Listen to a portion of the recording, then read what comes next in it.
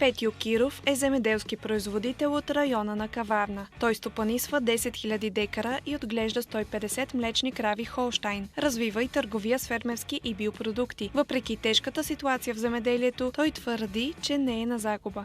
Как постигнахте така, че да не сте на загуба? Аз съм малко по-така специфично стопанство, тъй като аз работя много, ама не от джипа. И от джипа работя, но си карам комбайн, карам си трактор, сея си. И мога да кажа, че и с тази технология мога, ако нямам крави и друг страничен бизнес, не ми трябват хора. Един човек, one man show. Не one man show, имам си вече деца, които са достатъчно големи, които могат да ми съдействат. Двама човека се правим, двама души. 10 000 декара. Да, И колко животни? 150. 150 животни. Казвам, че ако не са кравите, нали, тъй като там имаме прибиране на фуражи доста голямо количество. Тоест вашето стопанство е много добре дигитализирано, механизирано и така нататък. Постарал съм се да бъде така.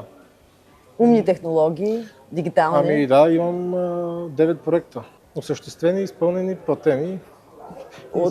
Може ли само да разкажете от предишния програмен период? И от 121 още. 121 мярка имаше, там направих 2, 4, 1, 2. А сега по инвестиционната какво ще купувате? Поливно и фотоволтаици. Без нито едно желязо. Искам да поливам без пари. Да си обезпеча поливното земеделие, да си произвеждам ток. Тъй като аз имам собствен сондаж, мога да си направя поливно. Аз съм си го направил. Тоест самата система трябва да Точно така. И мандрата да я обезпеча доколкото мога и тя да е... Ток е много важно нещо. Виждате, че е скъп. Енергията е скъпа, така че трябва да сме колкото можем независими.